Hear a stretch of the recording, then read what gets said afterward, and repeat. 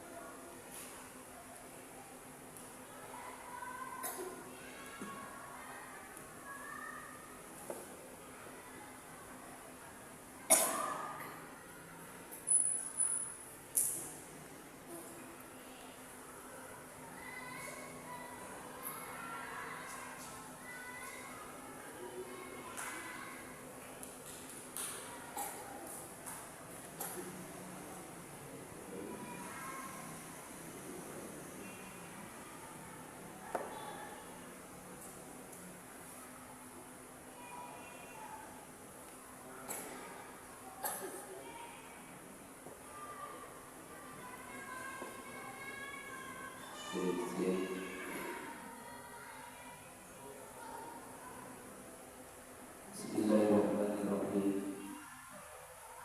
Assalamualaikum warahmatullahi ta'ala wabarakatuh.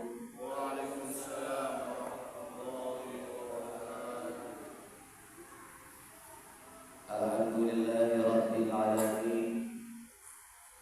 Wa bihi nasta'inu ala umuri dunya waddin. Wassalatu wassalamu ala asrofil anbiya'i wal mursalin sayyidina wa maulana Muhammadin wa nabiyyina wa ala alihi wa sahbihi ajma'in.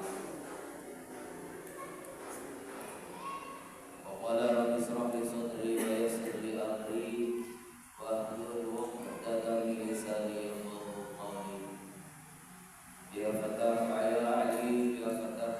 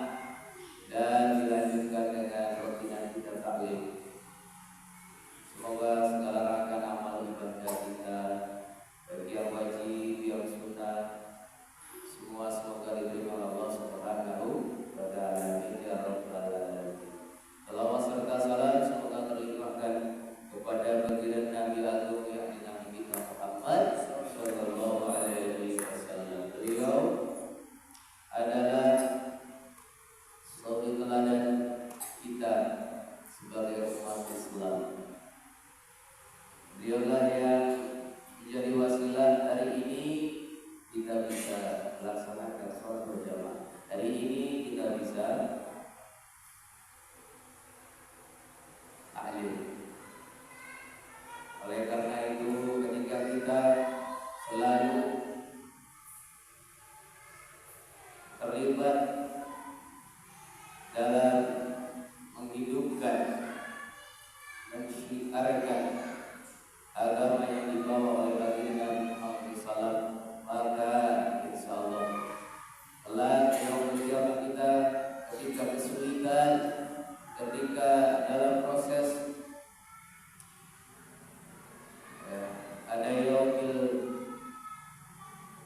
mahsyar, ada yaumil mizan, ada shiratal mustaqim.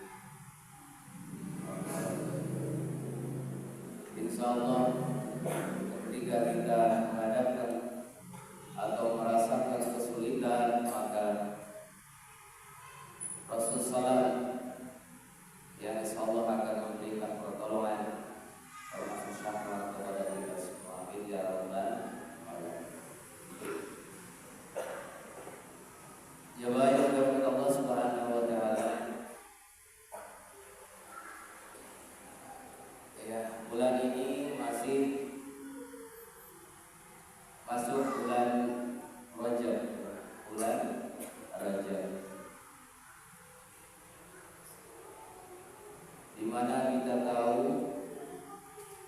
bahwa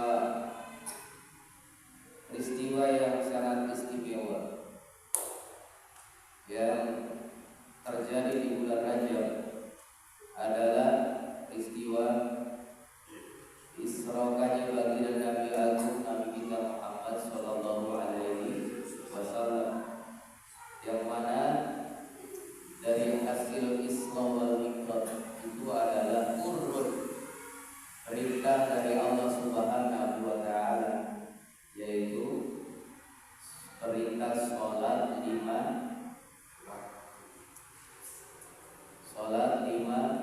waktu. Maka setiap Rajab para ulama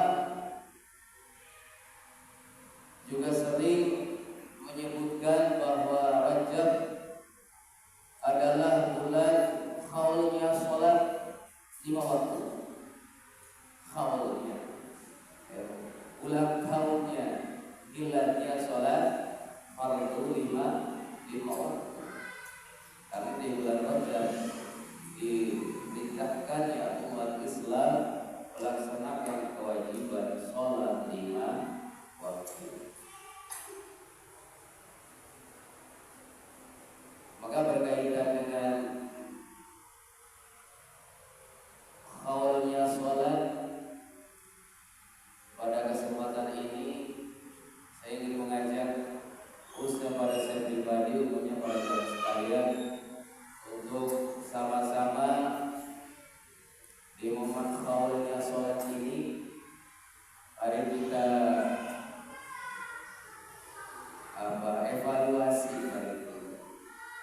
evaluasi yang berkaitan dengan sholat 5 waktu ini.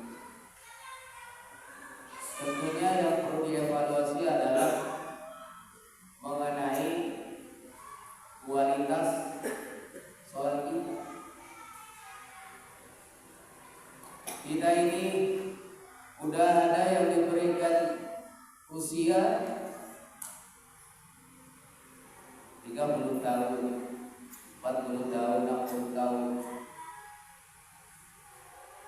Maka ketika kita mengamalkan, melaksanakan sholat fardu mulai akhir balik, maka ada yang kali ini yang sholatnya sudah berapa kali? Kalau 30 tahun dikurangi dari balik 15, yang laki-laki berapa? Banyak. Kalau yang 30 tahun, 15 tahun sudah melaksanakan sholat, kalau belum pernah tidak. Yang dikasih umur hari ini 40 tahun, berarti sholatnya sudah sampai selama 25 tahun.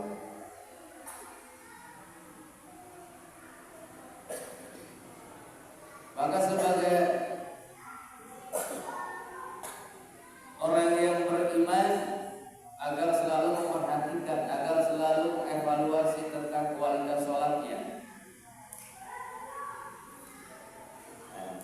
kaitannya dengan awalnya sholat malam hari ini, izinkan saya ingin menyampaikan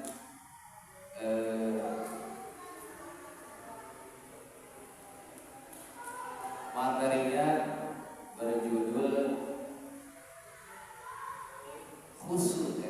khusyuk di dalam sholat. Khusyuknya ketika kita sholat.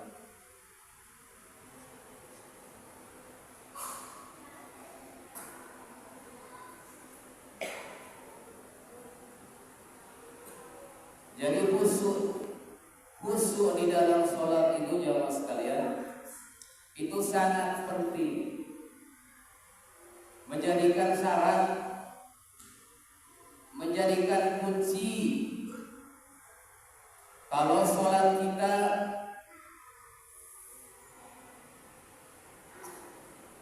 pengen mendapatkan rahmat Allah Subhanahu wa Ta'ala, maka kuncinya sholat kita harus khusyuk. Kalau sholat kita kepengin didoakan oleh malaikat, maka sholat kita harus khusyuk. Kalau sholat kita ingin menjadi wasilah pertolongan segala kesulitan kita, maka kuncinya harus sholat kita harus khusyuk. Jadi pentingnya khusyuk adalah menjadikan syarat.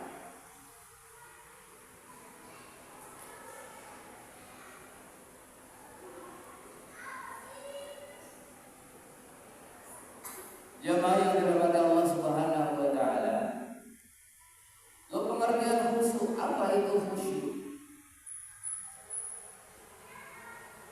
Khusyuk itu para ulama itu menjelaskan bahwa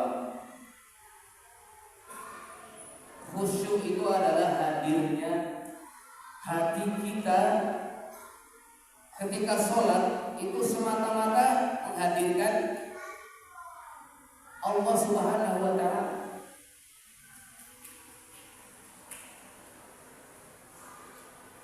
Jadi misi sholat itu diantaranya yang pertama adalah ketika sholat hati kita itu harus betul-betul selalu ingat Allah, selalu ingat Allah, menghadirkan Allah. Jadi tidak boleh ada urusan selain Allah, urusan dunia ketika kita sholat. Jadi para ulama menjelaskan sholat itu adalah khusyuk itu adalah menghadirkan hati kita hanya Allah Subhanahu. Karena Allah Subhanahu wa Ta'ala berfirman, "Aqimis sholata li dzikri." Kerjakanlah sholat li dzikri, hanya untuk mengingat aku, kata Allah. Aqimis sholata li dzikri, didirikanlah sholat semata-mata karena hanya mengingat, karena hanya untuk mengingat.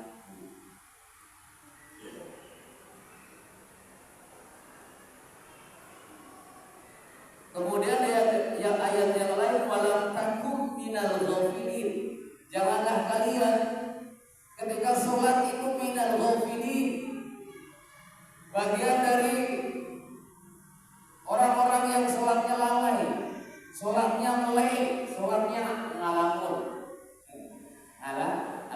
Nah, itu ketika sholat kita ngalamun, melek, maka hati itu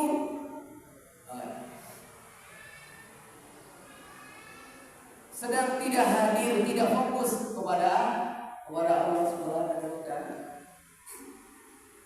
Melek.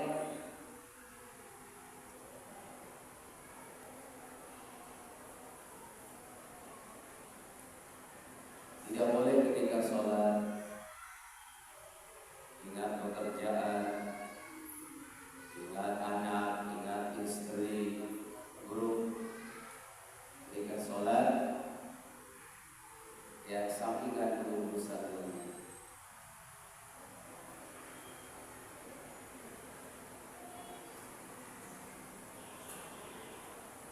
Harus tetap ingat kepada Allah, tidak boleh lengah, tidak boleh lalai, tidak boleh rapuh di dalam sholat. Walaupun terjadi, ya kita proses belajar, sedikit-sedikit masuk ke dalam kelalaian tadi, meleng, tiba-tiba kebayang, kepikiran, sepintas.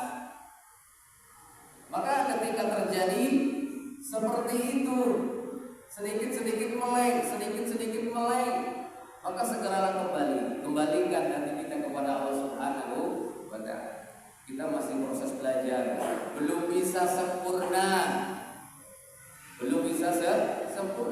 belajar dan belajar terus, memperbaiki, meningkatkan kualitas sholat kita yang kaitannya dengan kekhusyuan.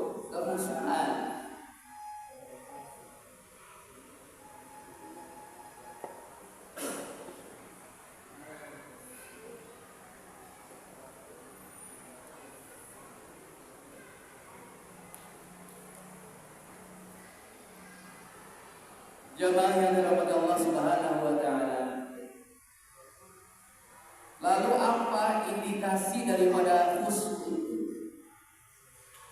Indikasi orang yang sholatnya khusyuk.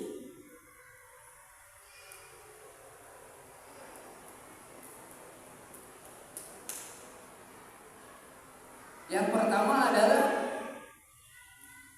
orang yang, atau ciri-ciri orang yang sholatnya khusyuk adalah ketika ia sudah masuk ke dalam sholat, ya, diawali dengan takbir Allahu Akbar, takbiratul ihram, maka dari situlah mulai kita hadirkan ingat kepada Allah Subhanahu wa Ta'ala.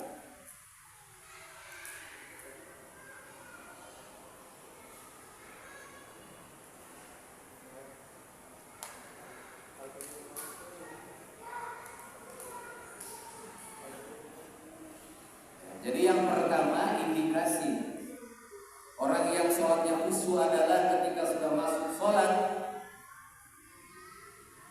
yang diawali dengan takbiratul ihram, maka ia selalu berusaha, hatinya hadir, selalu ingat kepada Allah Subhanahu wa Ta'ala. Itu pertama. Lalu yang kedua,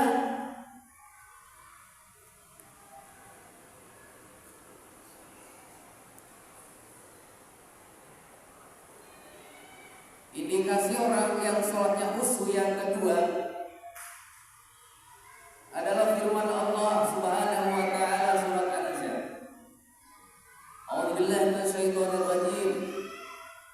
Hatta ta'lamuna ma ta'budun.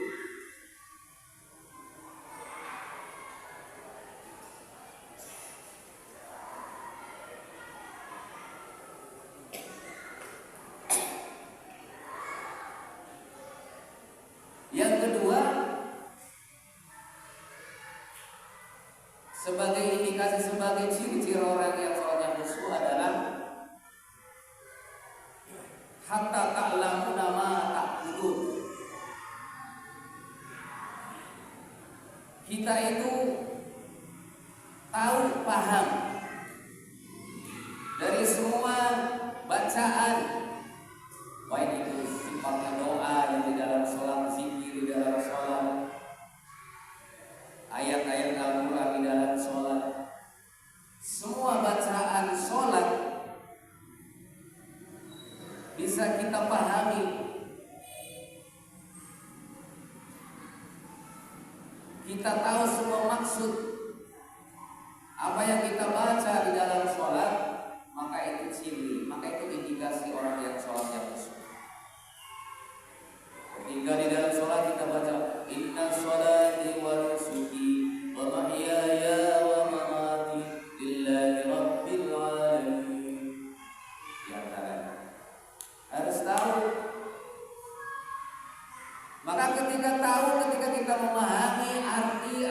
maksud dari ayat ini, dari doa ini, maka ini bukti kekhusyuan. Boleh dibilang sholat kita khusyuk, dan itu akan menghindari dari sholat kita melamun, dari sholat kita melek. Subhana rabbiyal a'la wa bihamdi, subhana rabbiyal a'la wa bihamdi. Ketika kita baca tasbih, tahu artinya tasbih. Rabbi ghfirli warhamni wajburni warfa'ni warzuqni wahdini wa'afini wa'afani. Sama. Kalau ketika kita baca doa ini dan kita memahami arti dan maksud dari doa ini, maka itu indikasi sholat kita khusyuk. Setiap kita baca, setiap kita melafazkan semua ayat-ayat, kita mengikuti dengan artinya, maksudnya, maka insya Allah kita akan terjaga dari hal-hal yang sifatnya mengingat atau meleceh atau melamun ke hal-hal yang sifatnya begitu. Itu yang kedua. Jadi kita berusaha hatta ta'lamuna ma ta'kulun. Ketahuilah,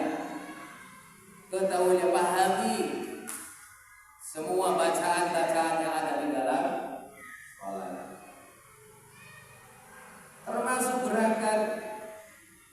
Indikasi orang-orang yang sholatnya khusyuk, gerakannya juga berhati-hati, tetap sesuai dengan gerakan-gerakan yang sudah diatur oleh syariat, oleh hukum, oleh fikih.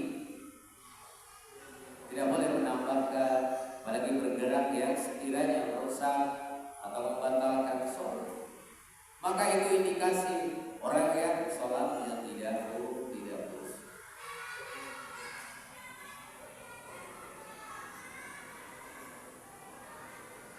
Yang kedua, jamaah yang dirahmati Allah Subhanahu wa taala. Lalu yang ketiga, indikasi orang-orang yang sholatnya khusyuk,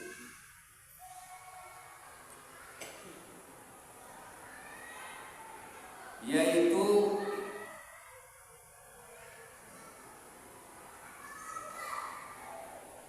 merasa dirinya itu betul-betul menjadi hamba Allah. Artinya penghambaan diri kita di hadapan Allah Subhanahu wa taala. Gitu. Jadi sejauh mana ketika kita sholat bisa memposisikan diri kita adalah hamba Allah yang lemah, hamba Allah yang hina, hamba Allah yang penuh dosa, hamba Allah yang fakir. Nahnu fuqara, kita ini fakir, butuh Allah, butuh pertolongan Allah. Maka penghambaan, ini yang ketiga, penting sekali, penghambaan. Sejauh mana kita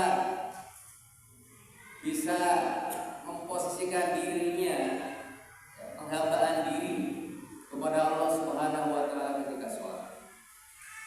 Merasa kecil, merasa hina, merasa banyak dosa, merasa lemah. Maka itu bagian dari penghormatan kita kepada Allah Subhanahu wa taala ketika sholat.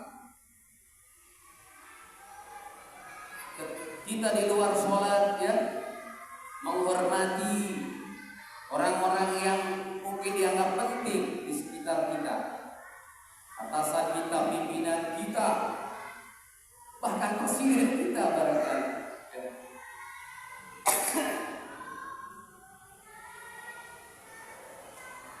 Terkadang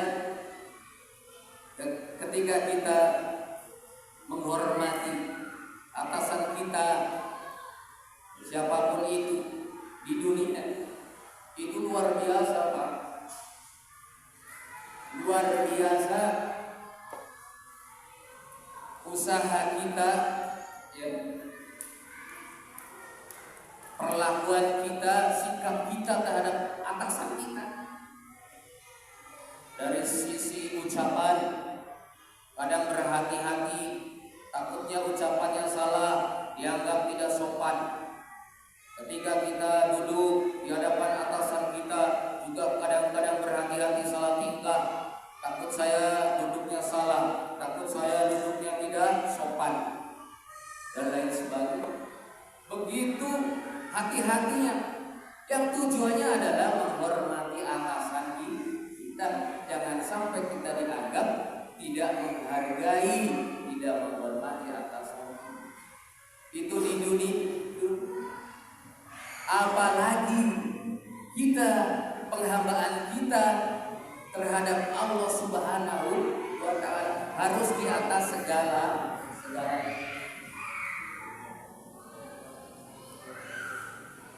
Lebih berhati-hati, lebih menghargai, lebih menghormati kepada Tuhan kita, Raja kita, Rob kita, yakni Allah Subhanahu wa Ta'ala. Jamaah yang mulia, itulah diantaranya indikasi sholat yang khusyuk.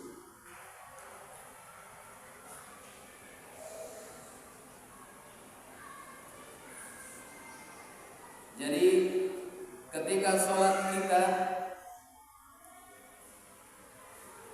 juga disertai dengan rasa, karena kita hamba Allah merasa butuh kepada Allah Subhanahu wa Ta'ala. Kita itu merasa butuh. Karena dengan wasilah sholat tadi, ketika sholat kita khusyuk akan menjadi pintu, akan menjadi kunci pertolongan Allah. Maka ketika kita merasa butuh dengan Allah Subhanahu wa Ta'ala, sholat kita akan berhati-hati, sholat kita akan berusaha,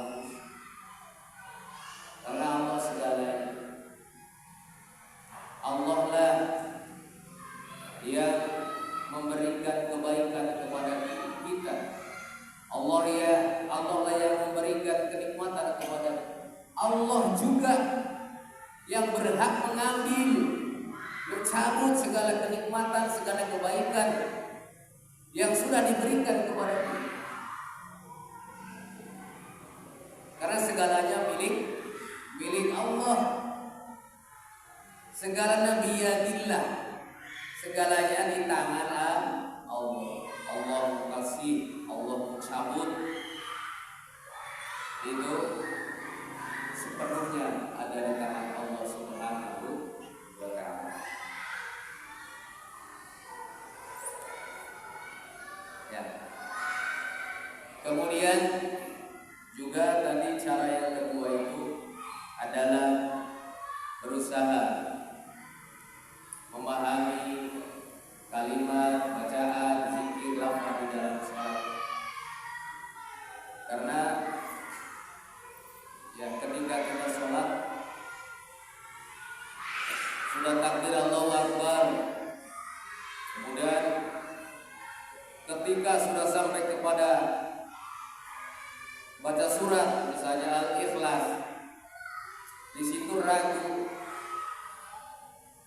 di situ tidak konsen. Wah, tadi saya baca Fatihah kagak ya? Lagi baca surat Al-Ikhlas atau lagi baca suratan, tapi dalam hati bertanya, "Duh, tadi saya sudah baca Fatihah belum ya?" Nah, ini bukti bahwa sholat kita itu tidak khusyuk, bahwa sholat kita itu ghafilin, lalai, meleng. Meleng. Tadi sudah takbir belum ya? Ini sudah Fatihah belum ya? Sudah berapa rakaat belum ya?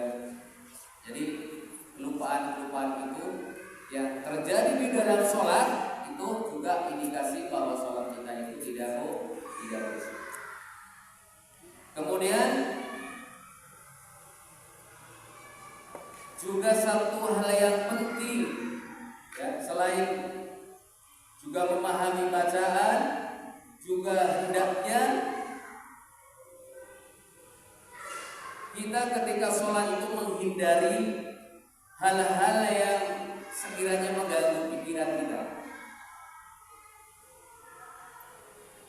Jangan sampai pikiran kita itu ke distract gitu. Ya, ke distract. Ya. Maka Rasulullah SAW itu ketika sholat selalu sungguh-sungguh, selalu khusyuk. Suatu ketika Rasulullah sedang sholat, melihat di depan beliau ada sehelai kain, yang kain tersebut bercorak,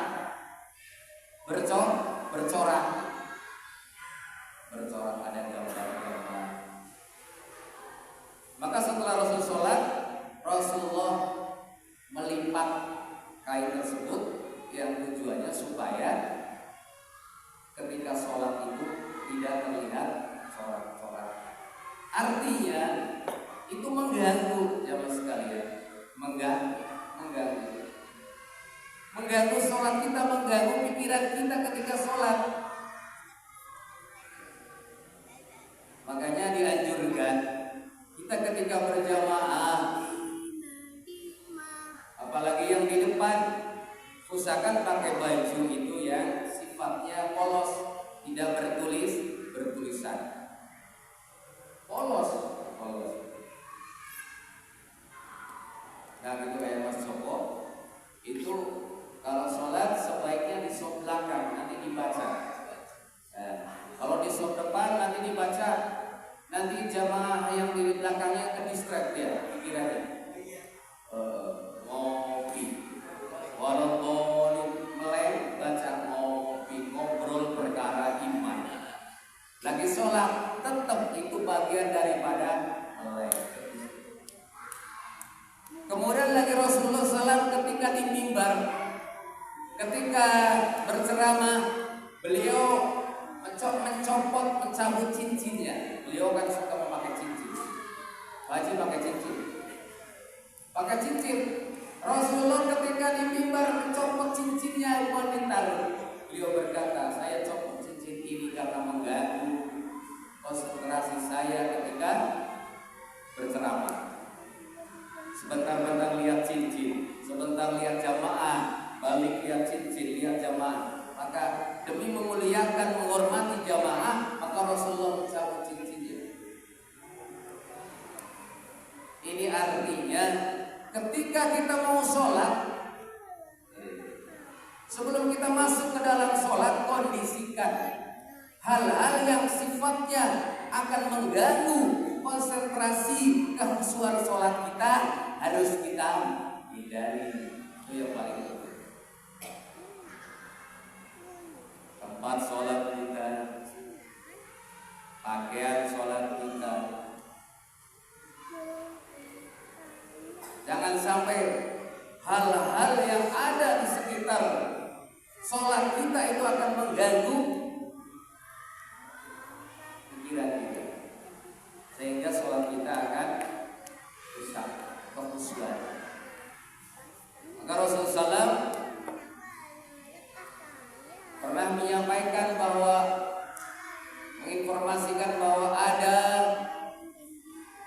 orang yang sholatnya hanya diterima 1/6-nya saja, hanya diterima 1/3-nya saja, bahkan hanya 1/4 saja, karena tergantung kepada seberapa kehusuannya.